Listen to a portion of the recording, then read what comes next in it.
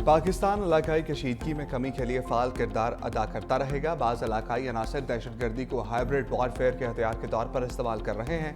पाकिस्तान ने एक महफूज दुनिया के लिए बेपनाह इंसानी और मुआशी कुर्बानियाँ दी हैं। फील्ड मार्शल के अमरीकी थिंक टैंक्स और स्ट्रेटेजिक अमूर के नुमाइंदों से मुलाकात में गुफ्तगू। फील्ड मार्शल ने मार्का हक और ऑपरेशन बुनियानुल मरसूस की तफसीलात और तज्ज़िये पर रोशनी डाली। इलाकाई और आलमी तनाज़ात के बारे पाकिस्तान के मुतबाज़िन नुक्ता नज़र की तफसील से वजाहत की। फील्ड मार्शल ने पाकिस्तान में इंफॉर्मेशन टेक्नोलॉजी, ज़राअत, मादनियात, कुदरती वसाइल समेत बेशुमार मौक़ों पर भी रोशनी डाली। मुश्तरका खुशहाली के लिए आलमी शराकतदारों को इन शोबों में ताउन की दावत दी।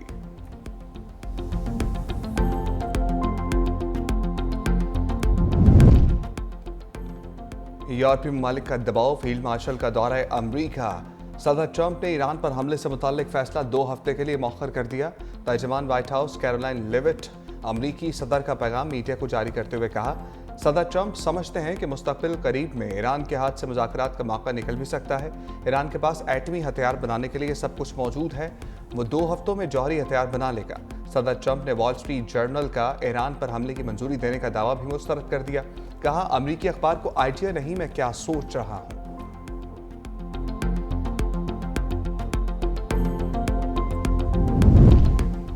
ईरान इसराइल जंग रोकने की कोशिशें। अक़वाम मुत्तहिदा की सलामती कौंसिल का इजलास आज होगा। सलामती कौंसिल का इजलास बुलाने की दरख्वास्त ईरान ने की। पाकिस्तान, चीन और रूस की हमायत। यूरोपीय वज़ीर ख़ारजा भी जनेवा में ईरान के साथ जौहरी मामले पर मुज़ाकरात करेंगे। ईरान की नुमाइंदगी वज़ीर ख़ारजा अब्बास अराग़ची करेंगे।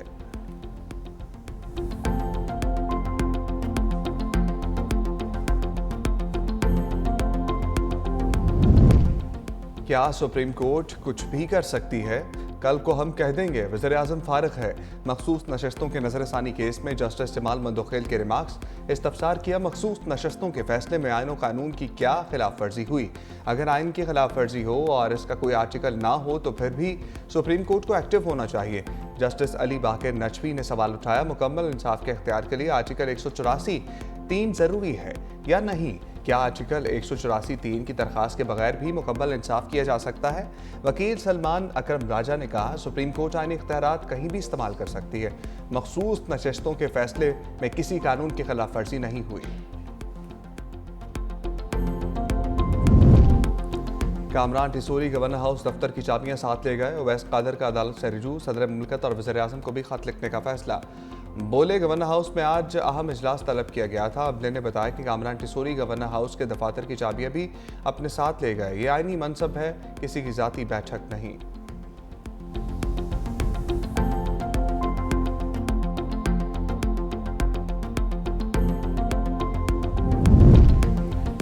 शहर कायद में बादलों का राज, मौसम खुशगवार। सुबह सवेरे गुलशन मेमार, सौराब गोट, scheme 33, federal B area, Liaquatabad, university road, stadium road और PECHS में बूंदाबांदी। महकमे मौसमियात ने आज से इस्लामाबाद, पंजाब, सिंध में प्री मानसून बारिशों की नवीद सुना दी। मुतल्लिका इदारों को अलर्ट रहने की हिदायत।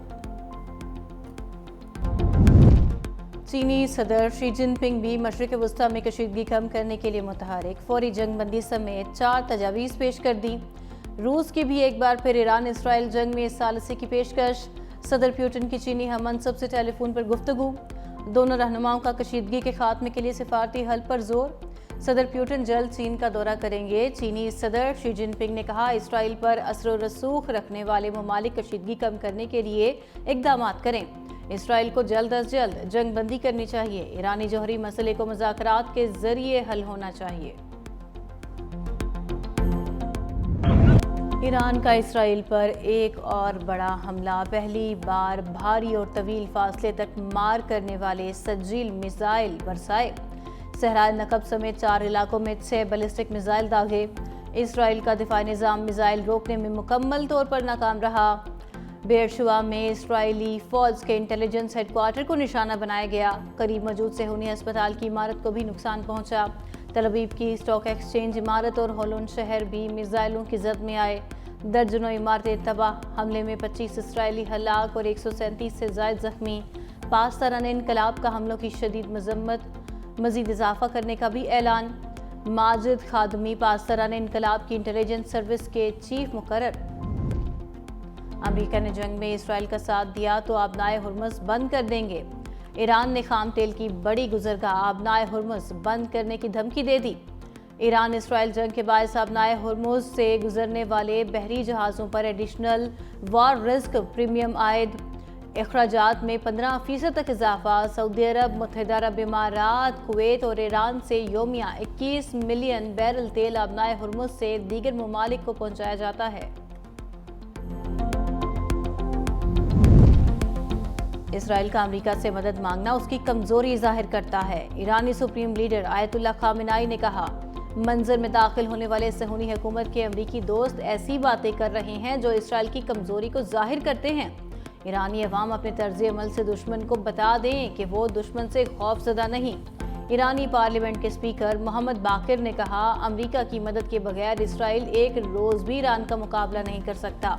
سابق ایرانی وزیر خارجہ جواد ظریف بولے، ایران طے کرے گا کہ جنگ کیسے ختم کی جائے گی، حملہ آور کوئی بھی ہو، ایرانی قوم اسے ناک آؤٹ کر دے گی۔ ایران اسرائیل جنگ روکنے کی کوششیں، اقوام متحدہ کے سلامتی کونسل کا اجلاس آج ہوگا۔ سلامتی کونسل کا اجلاس بلانے کی درخواست ایران نے کی تھی۔ پاکستان، چین اور روس نے بھی ایرانی درخواست کی حمایت کی۔ یورپی وزرائے خارجہ بھی آج جنیوا میں ایران کے ساتھ جوہری معاملے پر مذاکرات کریں گے۔ جوہری معاملات پر ایران سے جرمنی، فرانس اور برطانیہ کی بات چیت ہوگی۔ ایران کی نمائندگی وزیر خارجہ عباس عراقچی کریں گے۔ اقوام متحدہ کی سلامتی کونسل میں پاکستان کا پائیدار امن کے لیے عالمی اقدامات پر زور۔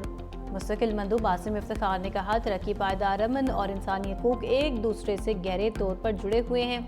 جب تک بنیادی محرکات کا ازالہ نہیں کیا جاتا، امن کی کوششیں نامکمل، غیر مستحکم اور عارضی رہیں گی۔ جب تک ترقی کی راہ میں رکاوٹیں دور نہ کی جائیں، ہم دیر پا امن کی بات نہیں کر سکتے۔ اسرائیل کے ایران پر حملے جاری، نتنز اصفہان، عراق کی جوہری تنصیبات اور میزائل لانچرز کو نشانہ بنانے کا دعویٰ۔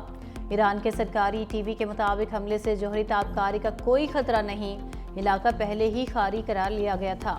اسرائیلی فوج کا تہران میں داخلی سلامتی کے ہیڈ کوارٹرز کو بھی نشانہ بنانے کا دعویٰ۔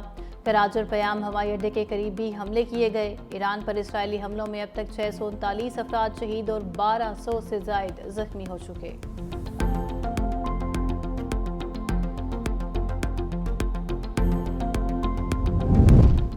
اسرائیلی وزیر اعظم نیتن یاہو کا ایران میں حکومت کی تبدیلی کے بیان پر یو ٹرن، کہا، ایران میں حکومت کی تبدیلی اسرائیل کا باضابطہ ہدف نہیں۔ ایرانی حکومت کی تبدیلی ایرانی عوام کا اندرونی معاملہ ہے۔ اسرائیلی حملوں کا مقصد دفاع اور جوہری خطرے کا خاتمہ ہے۔ ایرانی عوام ہی اپنی تقدیر کا فیصلہ کریں گے۔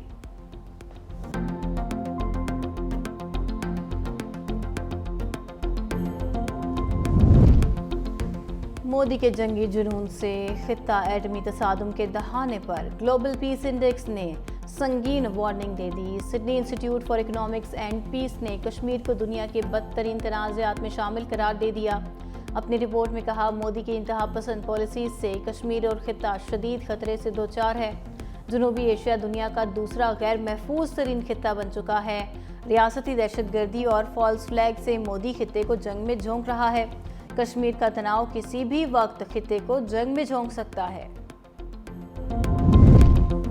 کیا سپریم کورٹ کچھ بھی کر سکتی ہے؟ کل کو ہم کہہ دیں گے کہ وزیر اعظم فارغ ہے۔ مخصوص نشستوں کے نظر ثانی کیس میں جسٹس جمال مندوخیل کے ریمارکس۔ استفسار کیا، مخصوص نشستوں کے فیصلے میں آئین و قانون کی کیا خلاف ورزی ہوئی؟ اگر آئین کی خلاف ورزی ہو اور اس کا کوئی آرٹیکل نہ ہو تو پھر بھی سپریم کورٹ کو ایکٹیو ہونا چاہیے۔ جسٹس علی باقر نجفی نے سوال اٹھایا، مکمل انصاف کے اختیار کے لیے آرٹیکل 184(3) ضروری ہے یا نہیں؟ آرٹیکل 184(3) کی درخواست کے بغیر بھی مکمل انصاف کیا جا سکتا ہے۔ وکیل سلمان اکرم راجہ نے کہا، سپریم کورٹ آئینی اختیارات کہیں بھی استعمال کر سکتی ہے، مخصوص نشستوں کے فیصلے میں کسی قانون کی خلاف ورزی نہیں۔ بلاول بھٹو کا کامیاب سفارتی مہم کے بعد آج وطن واپسی۔ استقبال کی تیاریاں مکمل، کراچی ایئرپورٹ پر استقبالیہ سٹیج قائم کر دیا گیا۔ سینئر وزیر سندھ شرجیل میمن کا چیئرمین بلاول بھٹو کو کامیاب دورے پر خراج تحسین۔ کہا، بلاول بھٹو نے عالمی سطح پر پاکستان کا موقف بھرپور انداز میں پیش کیا، امن، مکالمے اور بات چیت کے ذریعے مسائل کے حل کے پیغام کو اجاگر کیا۔ بلاول بھٹو نے امریکہ، برطانیہ اور یورپ کے 11 روزہ دورے کے دوران وفد کے ہمراہ امریکی سینٹ اور کانگریس کے 25 ارکان سے ملاقاتیں کی۔ اقوام متحدہ کے اعلیٰ عہدیداران سے بھی ملے۔ بلاول بھٹو نے برطانیہ اور بیلجیم میں بھی حکومتی اور سیاسی نمائندوں سے 17 سے زائد ملاقاتیں کی، عالمی میڈیا کو 17 انٹرویوز بھی دیے۔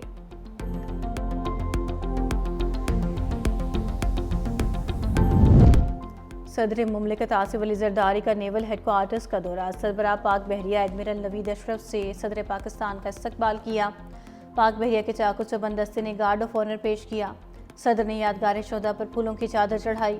معرکہ حق کے دوران پاک بحریہ کے بھرپور رد عمل اور غیر متزلزل عزم کو سراہا۔ صدر مملکت نے بھارتی جارحیت کے خلاف کامیابی سے دفاع پر پاک بحریہ کو مبارکباد دی۔